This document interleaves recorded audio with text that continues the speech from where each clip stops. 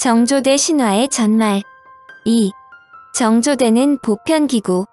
정조대는 일반적으로 12세기에 이탈리아에서 시작되어 13세기에는 프랑스, 15세기경에는 유럽 대부분 지역으로 확산되었다고 알려지지만 정조대는 이보다 훨씬 전부터 알려졌다. 그리스의 스파르타에서는 헤라클레스의 매듭이라 부르며 처녀들의 은밀한 부분을 모직 뒤로 두르고 묶었다가 신혼 첫날 밤에 신랑이 풀도록 했다. 물론 이것은 결혼 정년기의 처녀에게만 강요했으므로 엄밀한 의미의 정조대는 아니다. 순결을 지키려는 풍습 중의 하나이기 때문이다. 호머의 오디세이는 아프로디테가 어떻게 자기 남편 헤파이스토스를 배신했는지와 더 이상의 부정행위를 방지하기 위해 남편이 그녀에게 거들을 채우는 방법을 묘사하고 있다. 성경에도 정조대가 존재했다는 주장이 있는데 이것은 모세가 이동식 막사식 신전, 즉 장막을 건설하는 데 필요한 자금을 모으기 위해 자기 소유물을 헌납할 것을 요구했을 때 여자들이 쿠마즈라는 물건을 내놓았다는 구절이 있기 때문이다. 성경학자는 이 단어의 원래 의미가 여성의 은밀한 부분에 부착시키는 금제품이라고 주장했다. 유대인들의 윤리와 종교적 율법을 모은 탈무드에도 쿠마즈가 여기에 부끄러운 행위의 장소가 있다라는 말의 약어라는 것이다. 고대 에티오피아에서는 여자아이가 태어나자마자 대음순을 실로 봉합했다. 생리현상에 필요한 부분을 제외한 어떠한 출구도 막았고 결혼 날짜가 잡혀져야 비로소 실을 끊어 개봉했다. 김장호는 환상박물관에서 음부를 봉쇄하는 방법은 이집트와 아시아는 물론 고대 로마에도 널리 퍼져 있었다고 적었다. 프랑스 계몽주의자들이 만든 백과전서는 정조대를 이렇게 설명했다. 이 벨트는 십자로 엮어진 아주 유연하고 얇은 철판 투정으로 돼 있고 벨벳으로 덮여 있다. 한 장은 허리 위를 둥그렇게 두르게 돼 있다. 다른 한 장은 널쩍다리 사이를 지나 그 끝이 다른 한 장의 양쪽 끝과 연결된다. 이렇게 연결된 세 개의 끝 부분을 자물쇠로 전부 채웠다. 자물쇠를 여는 비밀은 오로지 남편만이 알고 있었다. 널쩍다리 사이를 지나는 판에는 아내의 정조가 지켜질 수 있을 정도의 작은 구멍이 있어 고리를 보는데 곤란함이 없도록 했다. 19세기 중반 프랑스에서 다음 같은 강간 방지기구 여성의 정조를 지키는 보호기구라는 상품 소개서가 시중에 나돌았다. 호신구와 간단한 열쇠 120프랑, 호신구와 고급 장식 열쇠 180프랑, 호신구와 음열쇠 세트 320프랑. 1885년에 발행된 다음과 같은 설명서도 있다. 산화 방지를 위해 기구 안쪽을 은으로 만들고 금박을 했다. 이 기구는 원하는 대로 앞뒤로 보호가 가능하다.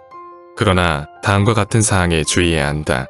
뒤쪽을 보호하고자 할 경우 다소 문제가 생길 염려가 있으며 또한 뒤쪽의 욕구를 원활하게 만족시키려면 갖고 와서 조정해야 한다. 그러나 앞의 욕구는 기구를 부착한 채로 만족하는데 아무런 지장이 없다. 기구는 열쇠로 안전하게 채우도록 돼 있는데 앞부분만은 300프랑, 앞뒤 양쪽은 500프랑이다. 이 가격이라면 정조대는 기본적으로 상당한 고가품이다. 19세기 중반에 300프랑, 500프랑이라면 엄청나게 비싼 가격이다. 이는 재료가 예술적으로 가공된 것은 물론 대다수 제품이 은으로 만들었으며 심지어는 자개가 박혀있는 것도 있었다. 위키백과에 의하면 서양에서 정조대에 관한 최초의 언급은 1405년 콘라드 카이저의 벨리 호르티스라는 책에서이다. 이 책은 당대의 군사기술에 관해 적은 책인데 이 안에 군사용 투석기, 갑옷, 고문 장치 및 기타 전쟁 도구에 대한 세부 디자인 중에서 정조대를 묘사한 그림이 실려 있다. 이 그림 옆에는 다음과 같은 내용의 라틴어가 적혀 있다. 이것은 피렌체의 여인들을 위한 강철 바지로 앞이 잠겨 있다. 전쟁에 안 나간 여자. 정조대가 처음에 좋은 목적을 갖고 등장한 점은 있다 하더라도 문제점이 생기기 마련이다. 정조대의 자물쇠를 남편만이 갖고 있기 때문이다. 가장 고약스러운 일은 열쇠를 갖고 있는 남자가 전쟁터나 여행에서 꼭 돌아온다는 보장이 없다는 것이다. 여기에서 인간적인 의문이 생긴다. 만약에 남편이 전사할 경우 아내에게 정조대가 채워져 있다면 그녀는 죽을 때까지 정조대를 차고 있어야 하는가이다. 의사들이 정조대를 한 번에 몇 달간 차고 있어도 건강에는 문제가 없다고 했지만 몇 달 이후에는 어떻게 해야 하는가라는 의문이 생기지 않을 수 없다. 이에 대한 매우 흥미로운 사건이 있다. 1882년 4월 스페인의 일간지 엘리베란에는 다음과 같은 기사가 게재되었다. 어제 오후 부오나비시타의 세논마로트 판사는 중요 사건을 처리했다. 익명의 젊은 여성이 조그만 기구 하나를 벗겨줄 것을 호소했다. 바로 십자군 전쟁 때 성지로 향하기 전 부인의 정절을 지키기 위해 채우던 기묘한 기구였다. 신문은 정조대를 채운 사람이 동거하던 의사였다는 것이다. 결국 이 재판은 4달 후 판사가 피의자가 열쇠를 갖고 법정에 출두할 것을 명령하여 단순 경범죄로 사건을 처리했다고 적었다. 이런 면을 보면 정조대가 예상치 못한 부작용을 일으킬 수 있다는 것을 알 수 있다. 그러나 이를 역으로 생각하면 정조대에 대한 진실은 또 다른 면을 상상토록 만든다. 바로 그의 답은 정조대에 대한 유머로서 알 수 있다. 어떤 마을의 대장장이가 십자군 전쟁에 출정할 기사의 부탁을 받고 그의 아내에게 외음부대를 만들어주면서 자기가 사용할 여분의 열쇠를 만들었다. 남편이 전쟁터로 가기 위해 마지막 포옹을 하면서 남편의 주머니에서 열쇠를 떼내어 애인에게 준다. 남편이 전쟁터에서 돌아와 보니 아내가 임신한 배를 천연스럽게 보여주며 예수도 남편이 없는 마리아로부터 태어났다고 말했다. 이와 반대의 경우라면 어떻게 될까?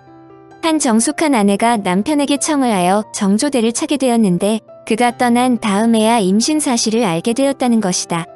이럴 경우 뱃속에 있는 어린아이는 어떻게 되었을까 의문이 들지 않을 수 없다. 이에 대한 답변은 그리 어려운 일이 아니다. 정조대를 찬 여자들은 정조대의 열쇠에 대해 크게 걱정하지 않았다.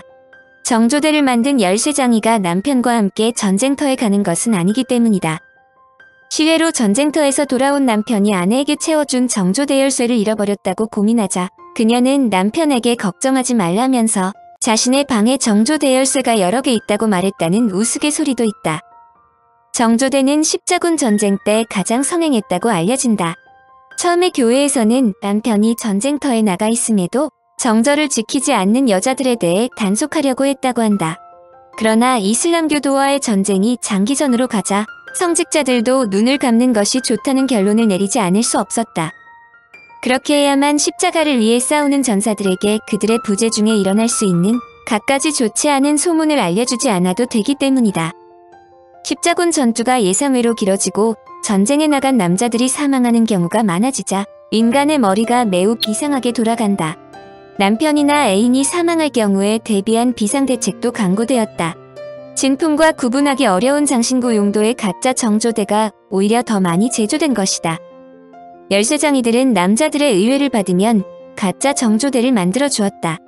의뢰자인 남자가 그 비밀을 모르는 것은 당연했다. 열쇠장이가 남자가 떠난 다음에 여자로부터 후대를 받았으면 이야기할 필요가 없을 것이다. 수녀와 성직자는 무죄. 정조대에 관한 전설에는 다소 이해하기 어려운 내용이 많이 있다.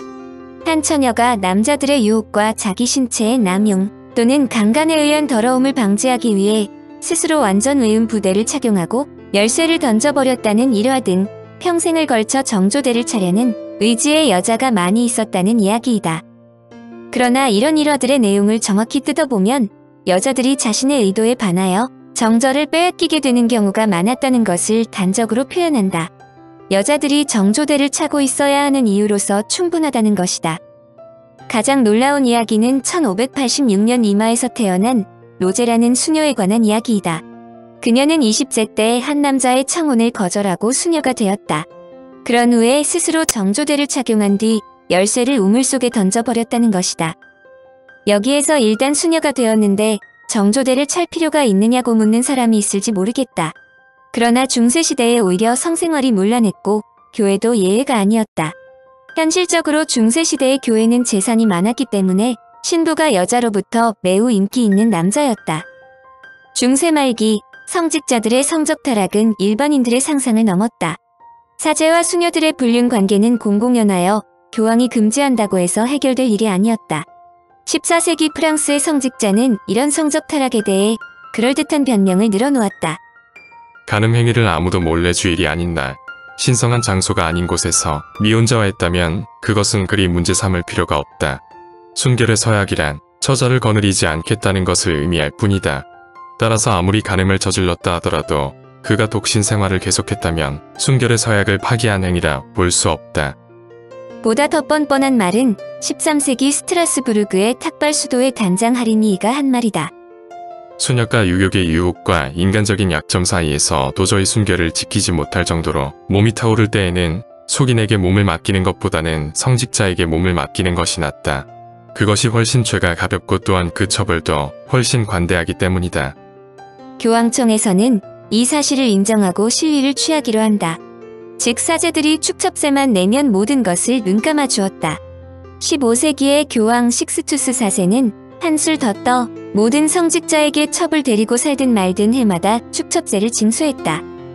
이러한 예를 볼 때 설사 수녀일지라도 직접 정조대를 차고 열쇠를 던진 로제의 행동이 이상하게 볼 수밖에 없는 일이었다. 여하튼 그녀는 자학적인 성향을 보이기 시작하더니 나중에 경건하기보다는 병적인 증상을 보이기 시작했다. 그녀는 외모를 손상시키기 위해 자기 뺨을 째고 그 상처에 후추를 비볐다고도 한다. 그녀의 이상한 행동에 대해 가족과 친구, 동료 수녀조차 비난했으나 교회의 조사 결과는 악마가 그녀에게 다가가지 못하도록 고통이 필요하다는 데 동의했다. 그녀는 공격적 순결주의 학파의 창시자로 불려졌고 그녀의 시성을 로마에 탄원했다. 그녀의 축제일은 8월 30일로 젊은 로제가 정조대 열쇠를 던져버린 우물은 리마에 지금도 남아있어 성지로 숭배받고 있다고 한다. 로제와 같은 여자로 에콰도르에 마리나 플로레스가 있다. 그녀는 8세 때 이미 가시면류관과 가시벨트를 착용하였고 사춘기 때 평생의 순결을 맹세하며 스스로 정조대를 차고 이 정조대를 못과 수이빨이 달린 가시로 보강했다. 그녀는 하루에 빵 한 조각만 먹고 3시간 이상은 자지 않았다고 한다. 죽음을 상기시키기 위해 잠도 관 속에서 잤다. 남아메리카의 지진과 전염병이 일어나자 그녀는 인류의 죄를 속죄하는 뜻에서 자신의 생명을 바치고자 했으나 이 제안은 받아들여지지 않았다. 그녀는 성처녀로 숭앙받았고 1950년에 시성되었다. 이와 같은 예가 유럽보다는 아메리카에서 일어났다는 것이 특이하다. 여러 가지 면에서 수많은 성직자들이 유럽에 있었음에도 이 두 여자의 행동이 특별하게 보일 정도로 유럽에서는 성직자들의 성 문제가 크게 문제되지 않았다는 뜻이다.